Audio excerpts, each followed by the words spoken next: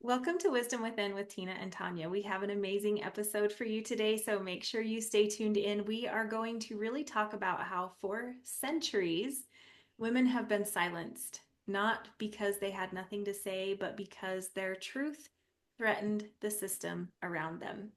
So you're not crazy, you're just not being heard. We're going to dive into that today. But before we do, I would like to introduce ourselves in case you're new to our channel. I'm Tonya, and I work with women who are experiencing a spiritual shift and they feel like they're called towards something greater, but perhaps they struggle with self doubt and with trusting themselves, with second guessing their intuition. And I guide them fully embrace their power and step into that next level. Tina, will you introduce yourself? Yes, I'm Tina, and I guide women to deepen their spiritual connection through simple rituals and gratitude practices, also elemental wisdom. And what we do is we weave sacred spirituality into our everyday life. I love it. Yeah. So, Tina and I are not new to this realm of being silenced, not being believed, not being heard. We both had personal experiences as well as worked with many others who have gone through similar things as well. So, let's start by sharing some of our stories. So, Tina, what are some times that you weren't believed or heard or taken seriously? What's coming up for you in this? Where do we begin? Where do we begin? What we Yeah, were talking there's about. We're like, we just need one story. right. We don't need to share all 10,000. Yeah. Right. So I think the the biggest there's a couple that really stick out for me right now, but I can talk to one right now that is like in the workplace, right? When I always contribute it to turning 50, but I don't believe that it what had to have been exactly that, right? It was when I was in the workplace. I've always been an office manager, always been the go-to person, right? And I get into this position where all of a sudden I'm not and I'm the office manager still, but they treat me like I'm be less than or whatever, and so that really was a hard one for me to go through. And of course there was a lot of transformation that was going on at that time with me. And there's some other instances that I may get into here in a minute, but I need to take a breath. We'll see how it goes. So, and there's so many ways in which it comes to us, right? There's so many, and there are so many chapters each of us have in our own lives, as well as you and I with this. But um, I remember specific times when I was really shut down. And it's heartbreaking when you go through that moment, right? And I know so many of our listeners can resonate with that. So one that comes to mind for me was I think of like I feel like it was a past life. It was so opposite of who I am now. But I was really diving into the religion that I was brought up in. And there was a piece of me that wanted that. I'd never really had a super strong connection with my mom. We were never really um, on the same page, so to speak. And even as a child, I remember, well, and even as a teenager, I remember thinking she just doesn't get me. But she really didn't. It wasn't just my teenage thing, and that's okay. But I remember being in this place of really deep diving into this religion. And all of a sudden, for the first time in my entire life, I was at early 20s, I had a connection with my mom and we could share about this religious topic. And I didn't realize how hungry I was for that until, I start swimming into it. We start having these conversations. So this one day, it's like, we're having this conversation and she's describing a theory and a part of the religion that she's always struggled to understand. So we just have this really great deep conversation about it. Like within the next day or within that week, I end up going to a class and that is the topic that they're teaching. And I was like, what? So I'm a sponge and I'm just everything they're saying, I'm just listening to, and I'm so excited because I get it. Now I get it. I understand. And I go back to take it to my mom, and I'm like, you'll never guess what we talked about today. It was this topic. And I started to basically regurgitate what I'd been taught because that's religion for you, right? Hmm. So anyway, I'm in that spot where I'm so excited and I'm sharing that. And she completely cut me off, wouldn't even allow me to finish. And she, in a, I will sum it up in a lot nicer words, but basically said, I will not hear this from the likes of you. Oh my word. And so she kind of went down all of the people higher up in the religion that she had asked from, and she'd never gotten a satisfying answer. And so she literally said, like, I couldn't learn it from them. I won't be able to learn it from you. Wow. And it like shut me down in so many ways, not Hmm. only my voice, my excitement, my one and only way that I had an opportunity to connect with her completely wiped that off the table. And I remember calling my sister and being like, oh, yeah, I forgot. We don't try to connect with her. Like, this is my bad here.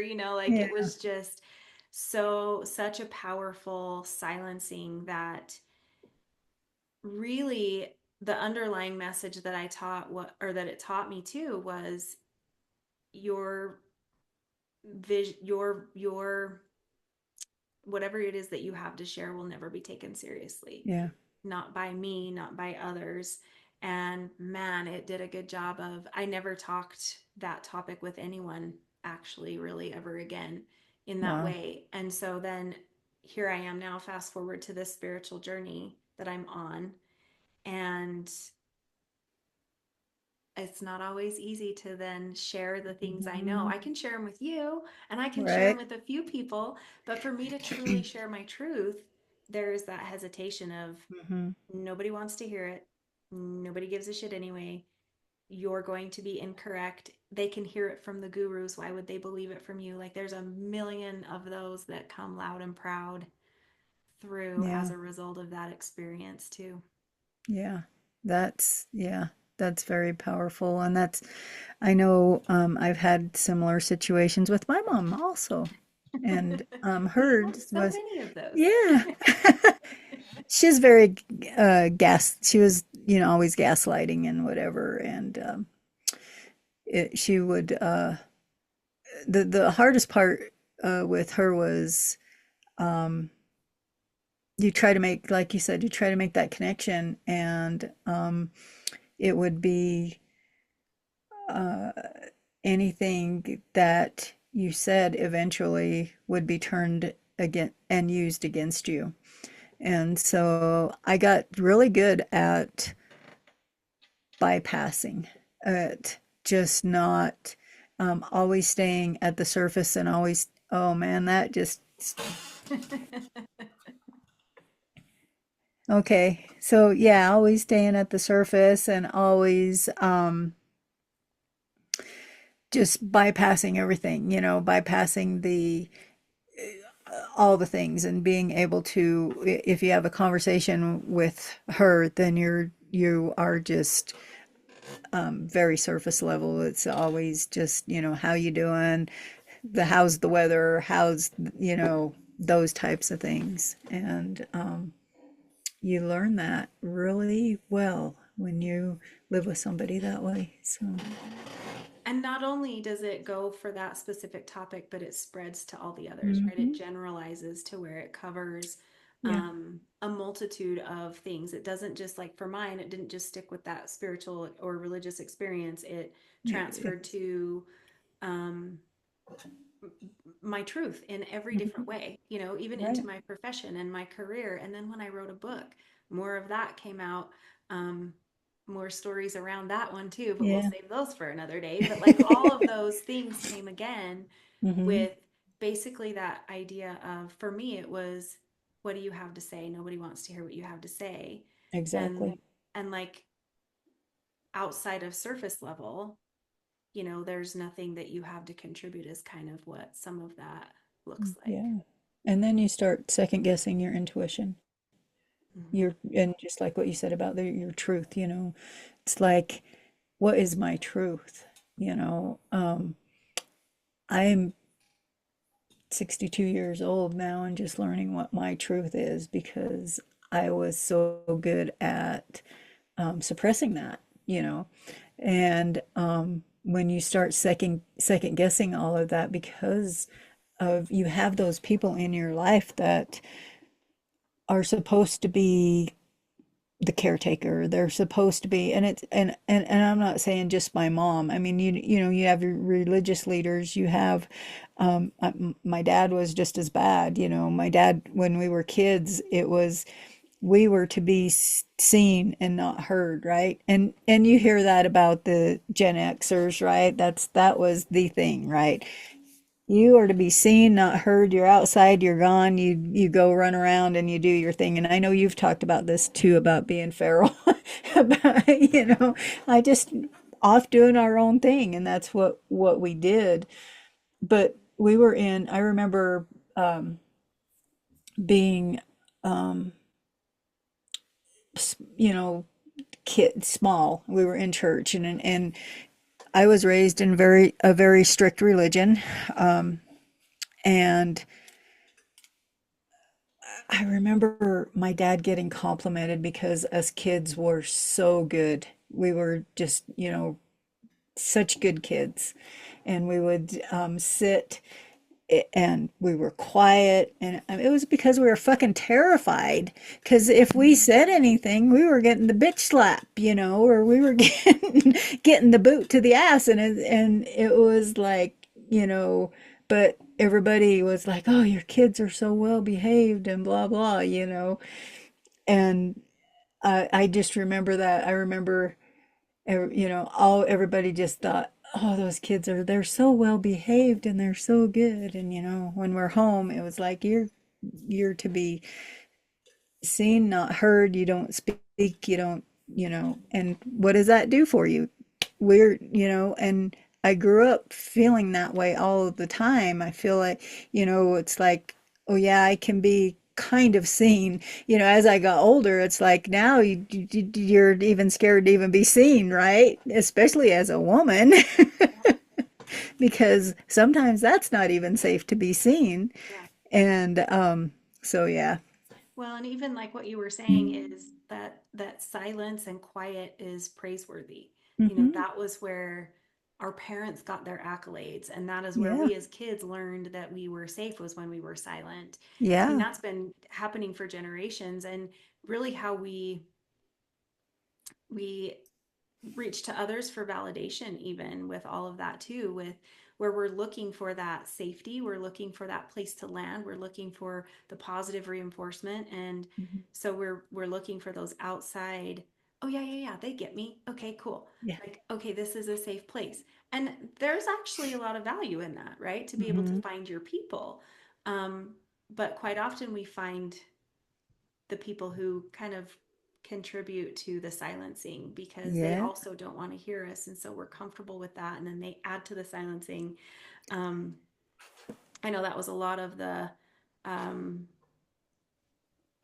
unspoken rule that came for me in the work that I did back when I was married, because all of a sudden I was in this well, what I would consider a prestigious position, Hmm. and I had a lot of influence with my team, and they liked me and we got along really well, and the relationship that we had was very positive. And as a result, my influence and my I don't want to say my position, but kind of like I was taken more seriously. People looked to me for information and guidance, and I was making a name for myself, Hmm. and that did not go over well in my Hmm. relationship either, because you're just supposed to sit there and look pretty, you're supposed to be Right. silent, don't you dare ask a question on that. And I was like, whatever, I'm asking the Right. question because I want to know the answer. And so like Hmm. those little things just really created a lot more conflict. And again, was one more way in which I was taught that that was sketchy, that Yeah. was not safe, I was being rebellious because I asked a freaking question or whatever. I mean, all those little things um, were what were coming up. And just, yeah, remembering that, looking back at it, I recognize that it wasn't personal.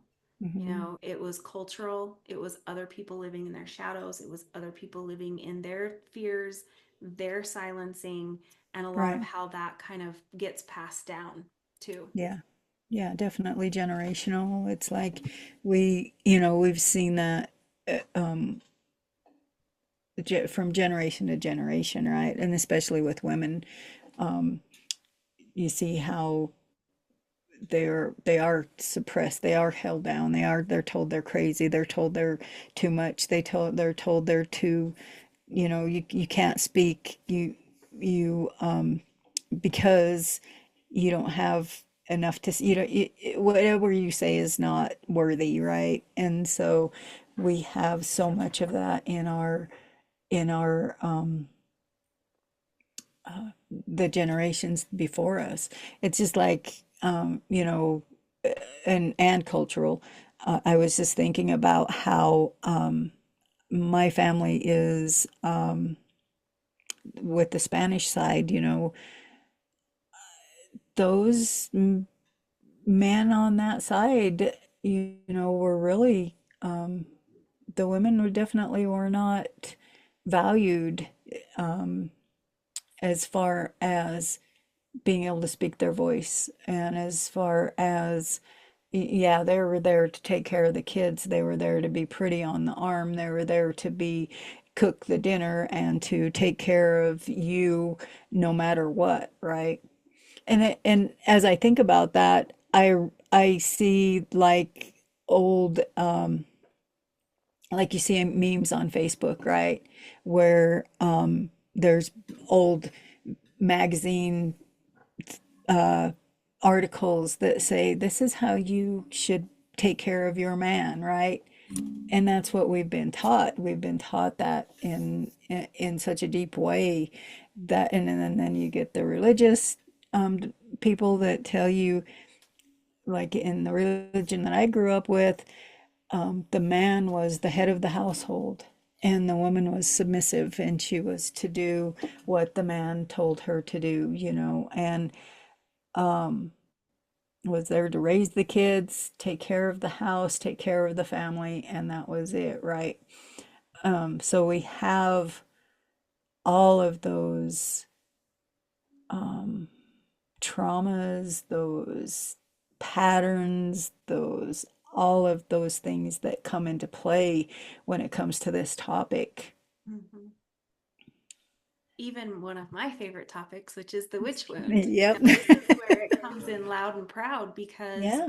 I mean, when we look back at, I don't know if this is exactly where it originated, but it really came hard and heavy with literally silencing people because it was life or death. And it Hmm. was, if you stand out, if you sound too independent, you not only put yourself at risk, but you put our entire family at risk. So people Right. got really good at silencing each other, and specifically the women.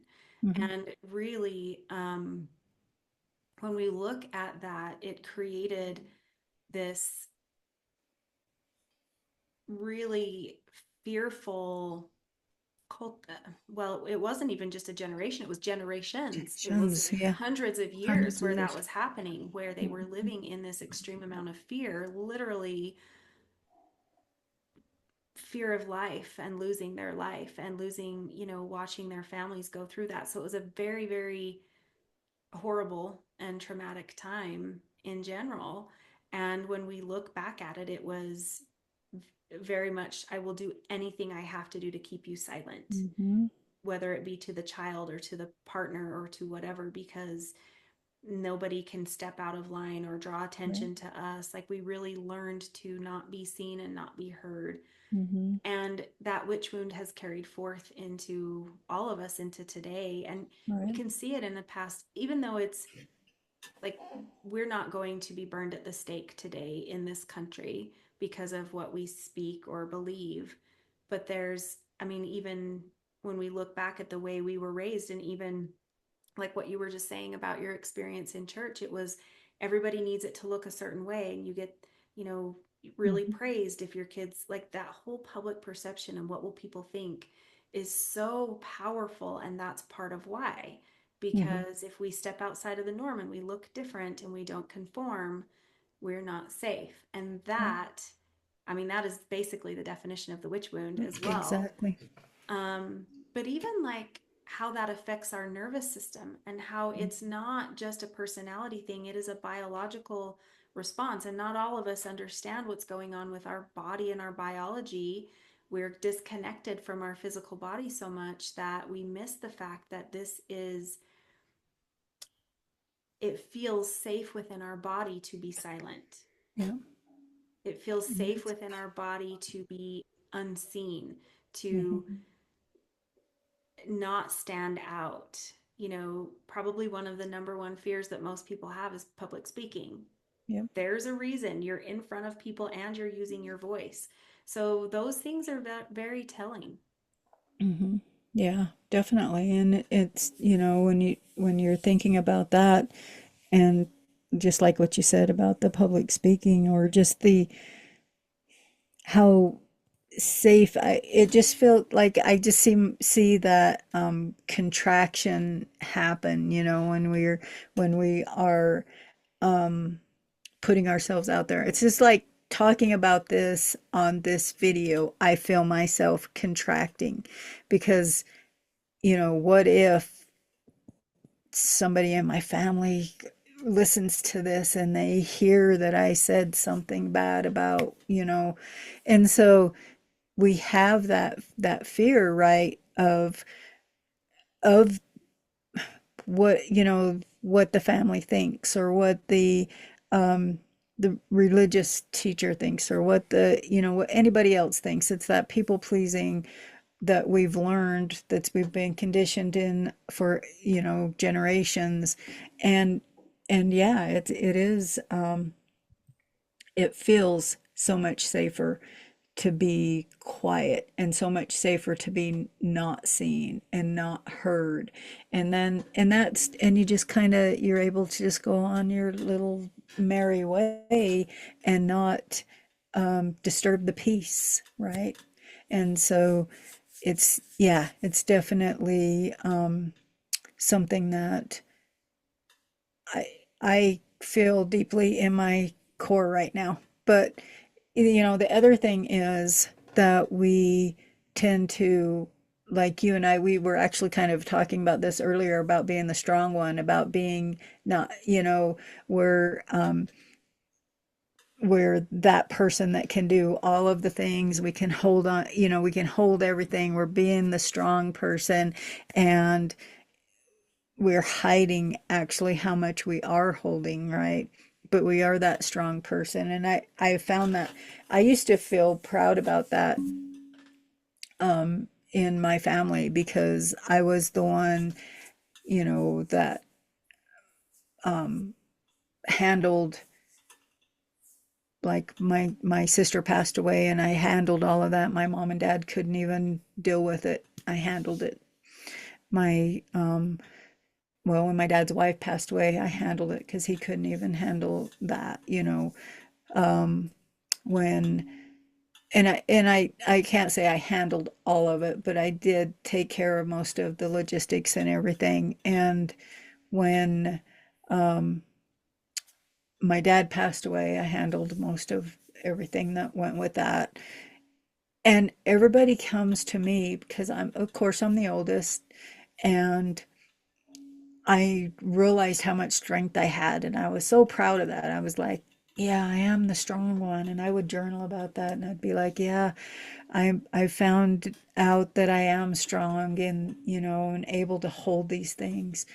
And recently I've realized, and it has just been in the past, well, I think, when I started doing the rebrand with my business, I realized that I I am the strong one, but that is not where I need to be anymore.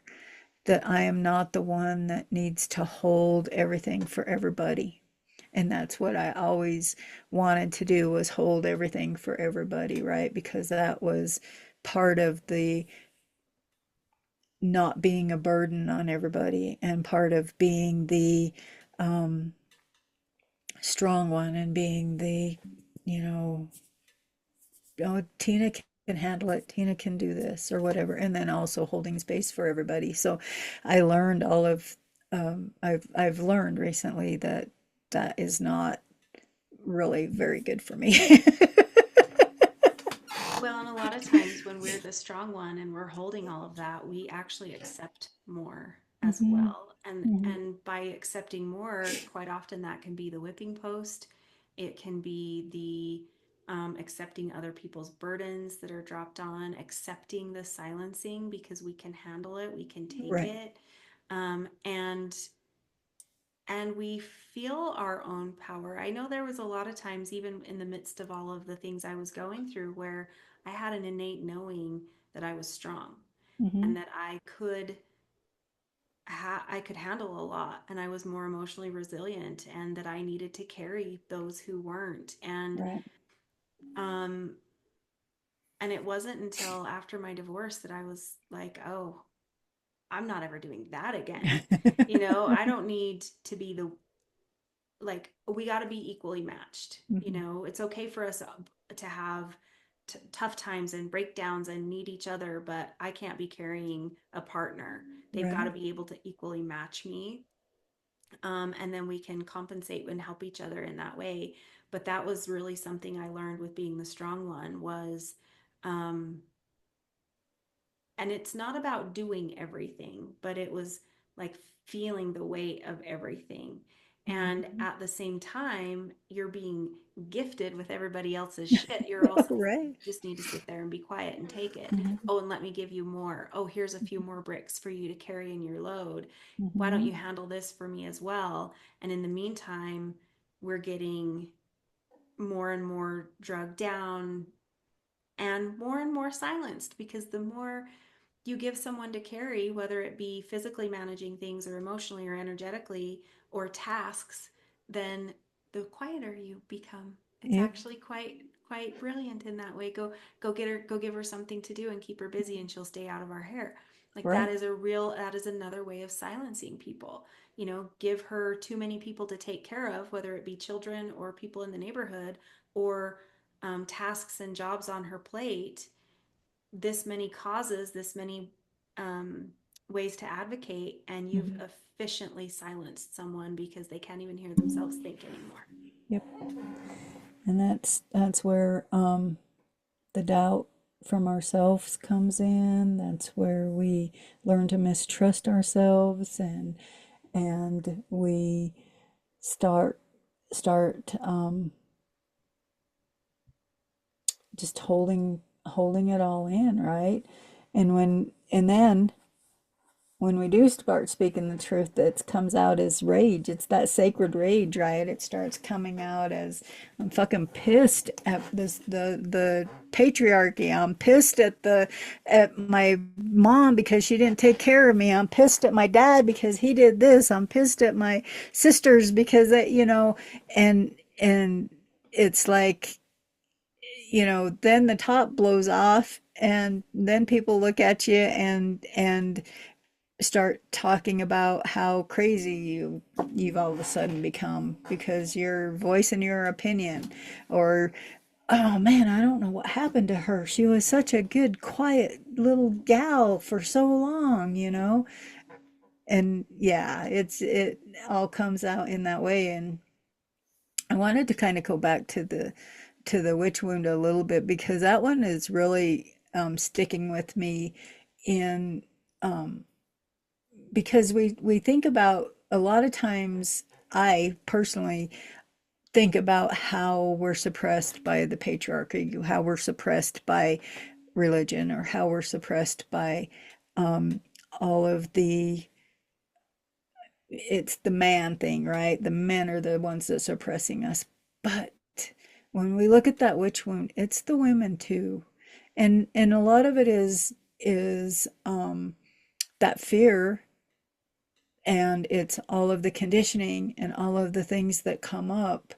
But we do have that. And I've felt that so deeply, especially when you're doing women's circles and you're doing, you have the witch wound, you have the sister wound, you have the mother wound, you have all these wounds that women inflict on each other, right?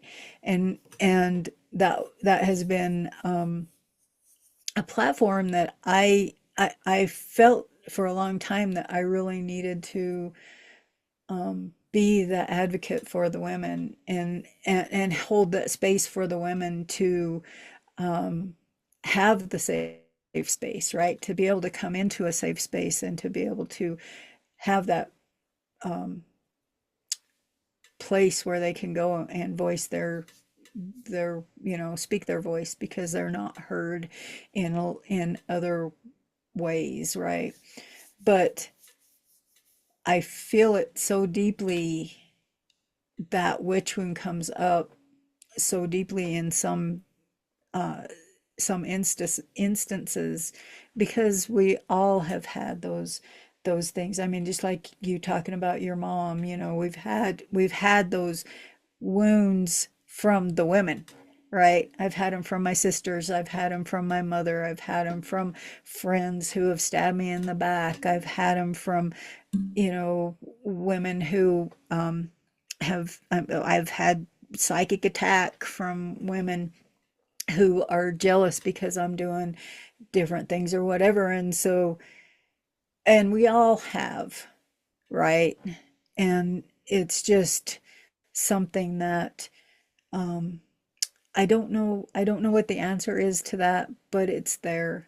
And it's something that I wish that women understood, that we need to come together and that we can create spaces where we are in support of each other and not in competition of each other. And so that's my rant for a minute. Well, but you're right, because that was where, and, I don't want to say that's where it all began, but the witch wound is very much where it became alive with Mhm. um, those best friends were now being tortured and turning on the other women. And it really created a lot of distrust amongst women, and it's Mhm. never gone away. Right. And it is very, um, there's been a lot of conditioning that's been added to, and beliefs and teachings and things that has heightened that and emphasized that. And even the belief that we can't live without a man. I mean, there's so Oh, much of that yeah. that if all of a sudden we talk about, I need to look better. I need to be prettier. I need to Mhm. be able to catch myself a good guy. And if I don't look better than her, she's prettier than me, then she's a threat to my safety. I mean, there's so many ways in which that shows up that Yeah. does create us silencing, hiding, staying small, or on the flip side, being mean, Yeah. tearing her down. You can say something, like I've watched that Mhm. happen, where a compliment was given to another woman, and then this one comes in and starts trying to, oh well, let Oh, me yeah. tear her down. Yeah. And like, we've all seen that kind of stuff too. And it really does, it continues to perpetuate the whole problem, Yeah. right? And continue Yeah. to push the silencing and the need for um losing ourselves in the Yeah. process of all of that. Yeah. and and it leads to shutting ourselves down. Like, Mhm. it's anxiety and it's burnout, but it's also that emotional shutdown and lack of trust in ourselves. Mhm. Like, we shut ourselves down, and it's so much easier to say, you shut me down, she shut me down, he shut me down. But when we really Right. start looking at it, who's the one that shuts us down the most? It's It's ourselves. ourselves. And Mhm. so when we have that moment where we say, I'm done with all of this, that's when we want to start causing the riot, right? We want to come in, we start clearing house. It's all your Mhm. fault. It's all your fault. It's all your Yeah. fault. When in reality, we need to start within first. Mhm. Not saying that none of that is true, but we have to start first. Yeah. I stood in my power. I stood in my truth. Those types of things Right. is kind of really where we begin. That's true.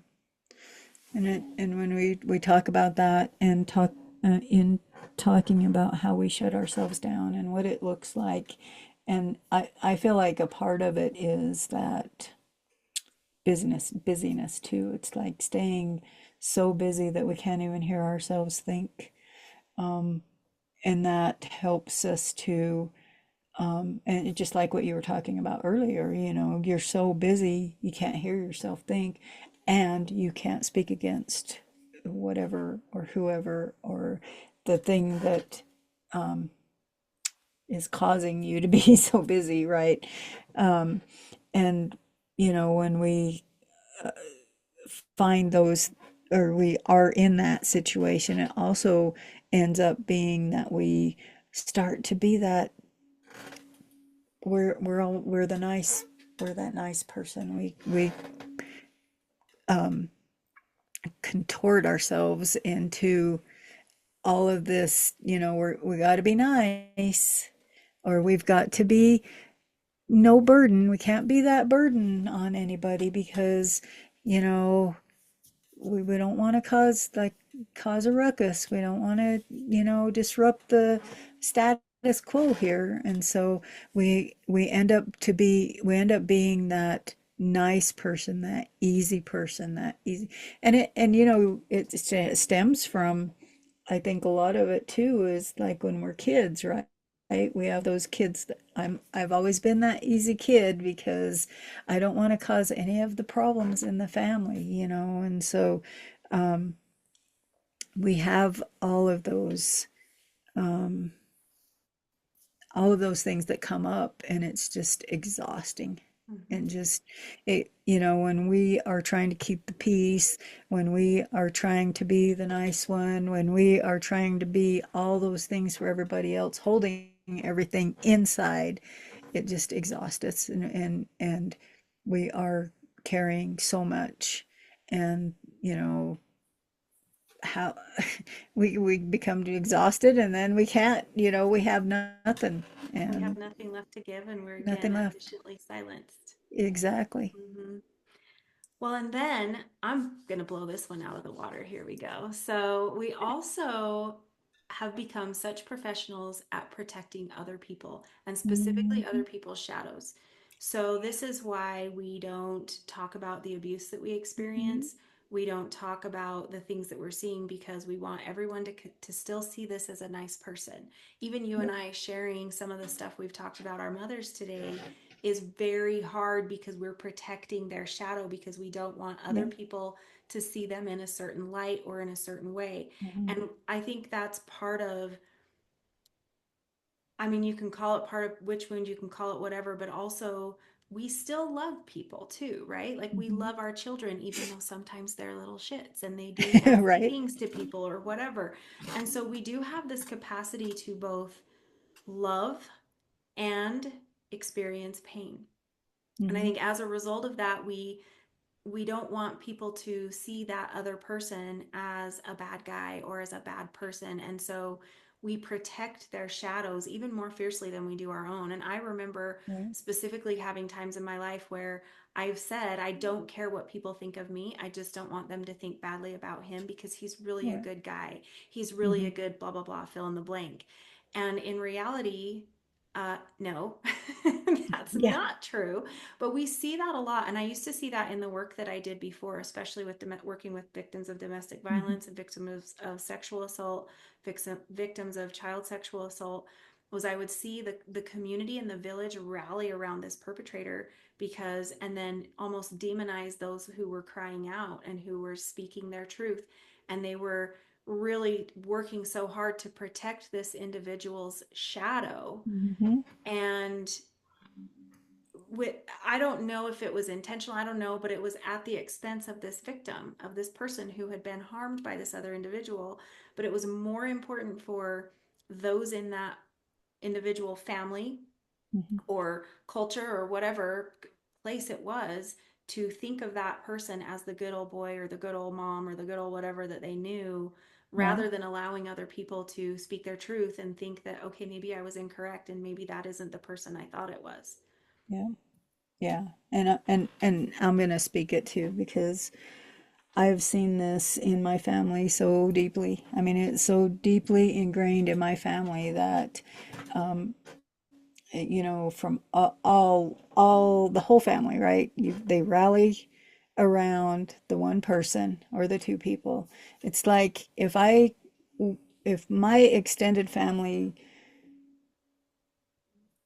if I speak out and my extended family hears what I say, they are going to be very upset because they're like, oh no, you can't say that about him, right? You can't say that about, and the problem is they know exactly what was going on. Every one of them knew exactly what was going on, but we can't have our family, I don't, it's the way people see our family, I guess. We can't have that disrupted. We have to have, you know, it's just like, me talking about my mom, just like what you said earlier, talking about my mom. People saw my mom as she helped everybody. My stepfather, same thing. He was this wonderful, everybody loves him, but he was a perpetrator, right? And so you see all of these things happening in these family dynamics, and like exactly what you just said about that, I've seen in my family so deeply, to the point where my dad would my dad would be like, you need to talk to your mom because she's your mom. So fucking what? She's Yep. my mom. Yeah. I get that. I get that from my brother. You need to be speaking to your mom because she's your mom. Yeah, she's my mom. But I have to protect my peace too, right? And so when I finally stood up at that, and that when I started setting those boundaries, we have all of these things that people. I mean, I saw it. I've seen it so much in um, you know, and it makes me so angry because I've seen how the family turns against the victim, right? The perpetrator is like saying how crazy the victim is, right? And telling the family how crazy the victim is. And the family chooses to believe the perpetrator. And it just makes me so angry because I could just be like, and you try to tell them, and they just know that's, that can't be right. That can't be right. We know how high strung she is, so that can't be right. And I'm just like, it just, Well, when we start talking about reclaiming our voice and standing up in our power, part of that is um, reading the room. mm-hmm, Part of that is knowing that these are people who are incapable of hearing truth. right. It's easier to believe them because it doesn't disrupt anything in their own reality. They get to continue on the exact way they've always been, and it just makes their life go a little easier in that Mm-hmm, way. And it pisses me off too. But I also am like, they're not my people. I yeah, have nothing to convince. I have nothing to exactly. hide. I don't need them to believe me. I don't need them to agree with me.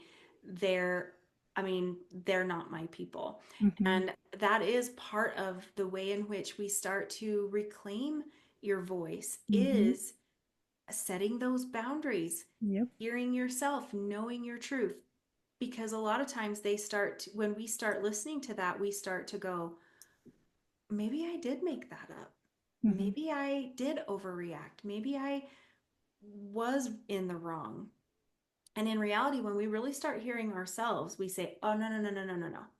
mm-hmm, I know what I heard. I right. know what I experienced. I know whatever that is to be true. And Mm-hmm, I trust that. And those other voices can be gone, bitches, right? Like, get right. out of here. But Yep. I know you and I both really had to. I don't know if it's exactly where we started, but we first really had to create some hardcore boundaries, Mm-hmm, cutting people out of our lives, not allowing them to have access to us anymore, so that we had this space to be able to step into our truth, our right. power, and who we were. Yeah. And I know for me, that was how I really started.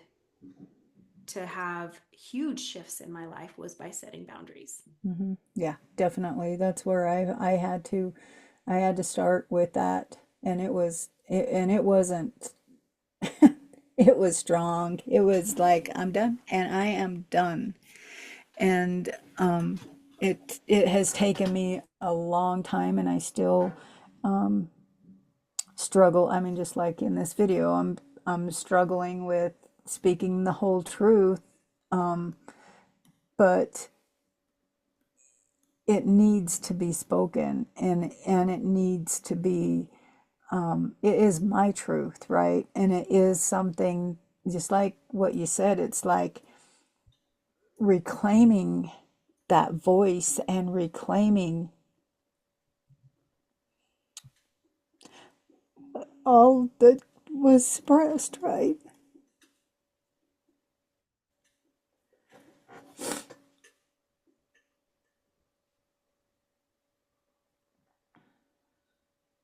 When we can start to reclaim that and speak it even when your voice is shaking, and even when you know that there might be repercussions from those that you have always thought were closest to you, and being able to speak that truth, and even just stand in it. You don't even need to speak it, just stand in that boundary, stand in that truth. That is when we can start to reclaim that intuition, reclaim our feelings of power again, right? Because that's what happens is, we've been suppressed, we've been pushed down so much that we that we feel powerless. Mm-hmm. We have no power. Mm-hmm. But when we can start to realize that, yes, that is our truth, and that is our voice, and that is what what happened to us, and what maybe could have, you know, I, I don't even know what I'm trying to say, but what happened to us, when we can claim that and understand it, and just allow ourselves to accept it, and be Just going you through know that process of yeah, go healing. through it. Yeah. And I think it's important, like what you said, is it doesn't have to be shared. And I think that's one Mm-hmm. thing that people kind of forget is, and I Right. don't mean shared as in share on social media. I Mm-hmm. mean, I'm standing in my truth and I want these people to believe me now because now Yeah. and it's No. almost like this desire to be seen and heard by those people and for them to get it and for them to understand me. But really, it's just about you owning it for yourself. And Mm-hmm. I know because that went through. So when I wrote my book, I actually wrote two books. Yeah. And my first book that I wrote was me sharing my experience. Mm-hmm. And it was one of the hardest things I've ever done. I relived it every day. As I was writing every single morning, I was reliving that trauma. It was even before I'd gone to therapy, so a lot of it still lived in my body, and I was literally experiencing it again. And then it would, because I wrote at 4:30 in the morning, and Yeah. so by the time my kids are getting up, I have to pull myself back into today. And I was really grumpy and grouchy, and I Mm-hmm. recognized that that was creating an impact on myself in that time. When I got the whole book completely written, I was like, this is not my book. I can't share it. This is Yeah. not what I'm putting out in the world. Mm-hmm. And I was able to take bits and pieces, but I wrote the book that felt correct for me to put out in the world. I didn't need them to have my journal of my experiences, Mm-hmm. but I needed to have my journal of my Mm-hmm. experiences. And for me to actually, for the first time ever, truly look at the shit that I'd been through, that I have still to this day never even told anyone a lot of Mm-hmm. that stuff. But I got it out and I got to put it on paper and I got to acknowledge my truth and the experience and what I'd actually been through. And that was probably my first way of truly starting to reclaim my truth. Mm-hmm. But then I realized obviously that wasn't my book. So I was able to create the book that I really wanted to put out to the world. And so it, but you don't have to share that. Like many of those things are my stories that were just Yeah. for me. Yeah. And most of our audience are not like you and I, where we have a business where we help people through this type of work, and therefore we share a lot of these things. So for many Hmm. of us, it does get to be very personal and a Right. very private journey. Yeah. And I think journaling is one of the biggest things that you can do. It's like, journaling what you wished you had said, journaling what you. The other thing is shame, right? That's one thing that I was, as you were talking about that, was the shame that comes with a lot of this. And shame is something that the only way that it will be cleared is if we are able to speak it. But it needs to be spoken to somebody who will never turn their back on you or whatever, right? So definitely in a safe space. And sometimes we don't have that. Sometimes we may never have that, right? Or we might have it years down the line. But when we're after we've gone through these experiences, sometimes that journaling can help with bringing that shame out a little bit and just kind of helping you to write down those things and then burn it. Yeah. Or, like I said with the art journal, I've said this before with art journal is I did a lot of journaling when I first stopped speaking to my mom. I did a lot of art journaling, and it was around that, it was like writing down all the things a writing letter to her, basically, and then just covering it up with paint. And then nobody ever saw it. I have my journal here, and I don't even remember what I wrote, but I did keep the journal, and I have the picture on there, and I know that it was about that. But it was so healing to me to be able to just write all that shit down and then just cover it up with something, with some paint, or, and then, like I said, you could just do the journaling what you wished you said and then just burn it. Mhm. And that way nobody ever sees it, but you got it out. And that's one of the biggest things I think is getting, because when we're holding that in, it's that where we have the exhaustion again because we're just holding everything so tightly. And when we can get it out, and the other thing is maybe possibly, just saying something, holding your hand on your throat and saying something like, my truth is, my voice is safe. I trust my truth, or something to that, and just allowing yourself to speak those things. Go Mhm. outside and speak to the wind, yell it in the wind, and when nobody's around, and just yell those things or speak them quietly if you have to, or whisper to the wind, but allow that to go. Allow it to just be, something that you're able to release, and allow the wind to take it off or the elements to wash it away. For me, one of the best things was going to counseling. I did find Ah, a really yes. great, trusted therapist, and in a small town. She was not even from here. So I didn't divulge any, like, she didn't know my family. She didn't know my ex husband's family. Like, she knew none of us. And so it was very comforting in that way. And because even when I wrote my book, a lot of what made it really challenging for me to put out was protecting him. Mm-hmm. It was fine for Yeah. me to share my own story, but it was really challenging for me to think that even still, like I still have that and it's still there. So, but putting that aside, when I went to therapy, I had a neutral party who was able to look at it through the lens of, because I did have some great friends, and I had like Mm-hmm. two friends that supported me through all of that, a lot of trauma. Mm-hmm. And in my mind, I remember thinking a couple of times, well, yeah, but you're my friend. You have to say that, right? You love me. So, of course, you're Uh-huh. going to see it my way. And so, even though I really valued the support and love that they gave me, I really felt like it was biased, and it was, right?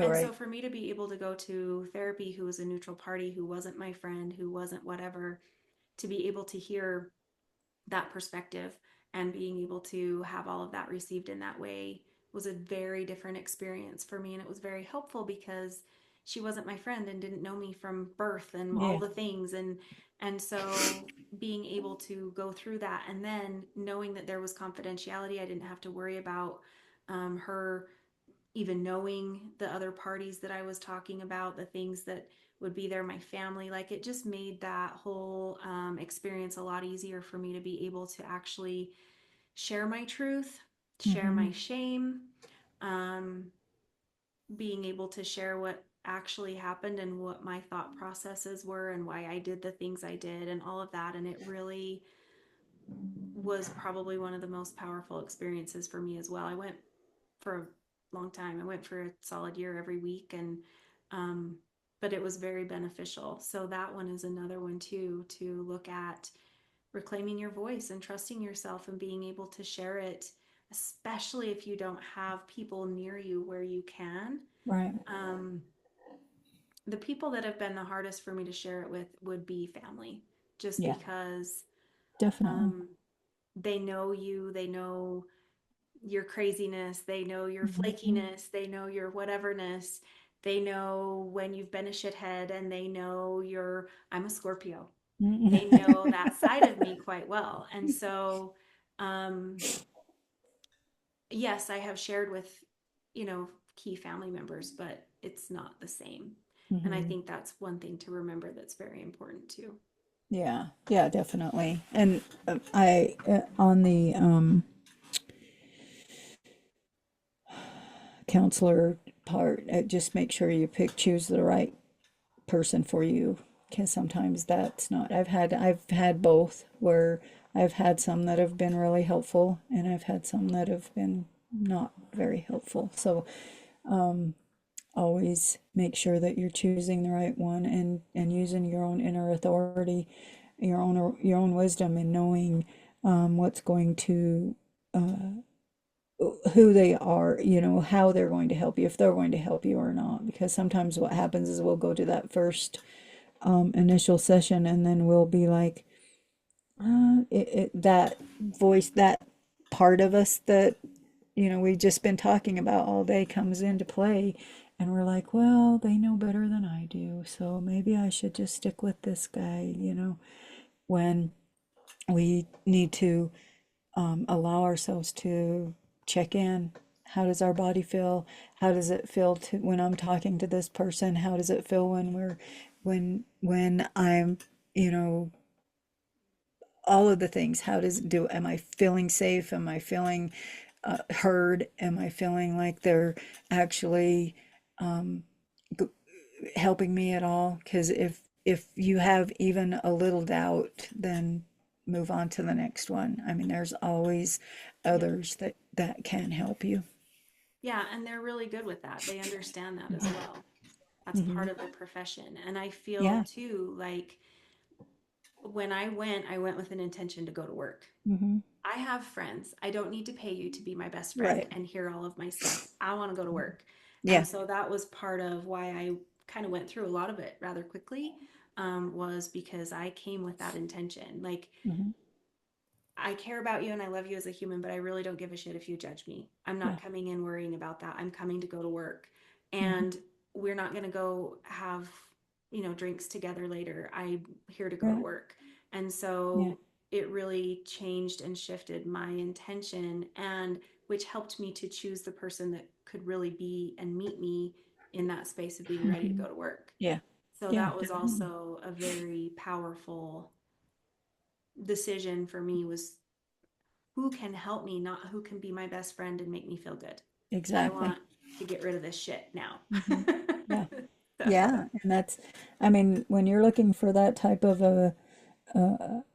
a situation, then definitely that's what you're looking for, is somebody who can help you to clear the shit and not somebody who's going to.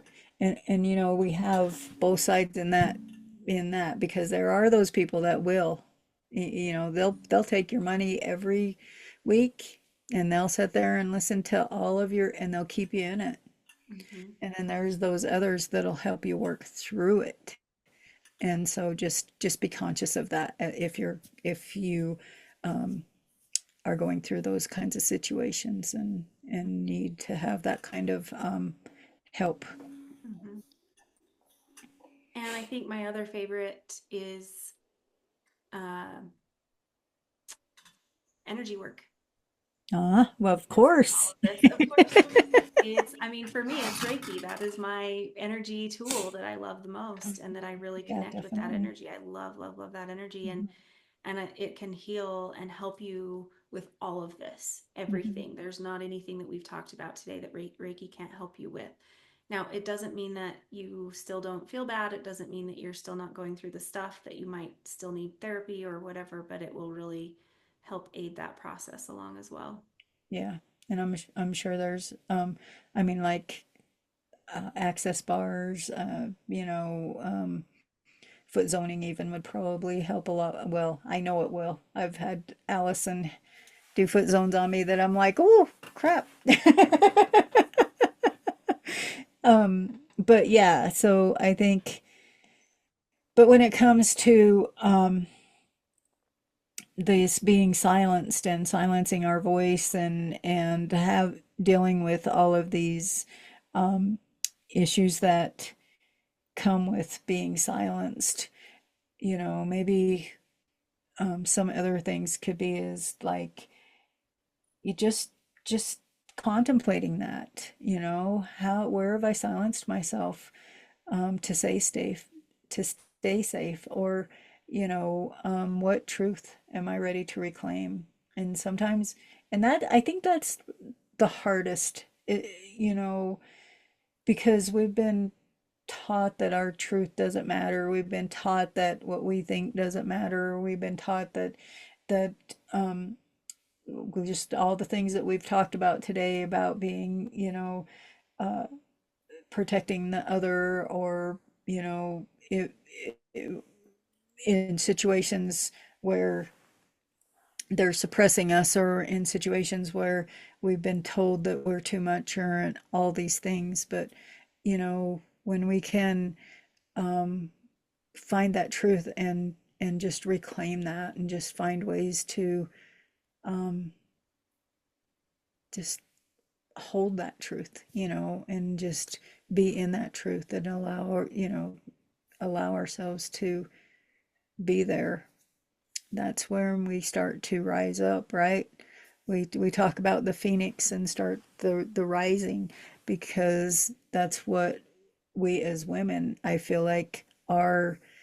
What I know, we as women are the healers, right? We are the ones that are um the powerful ones in the world, that if we started to rise up and we start to c- claim our voice and claim our truth, what would this world look like?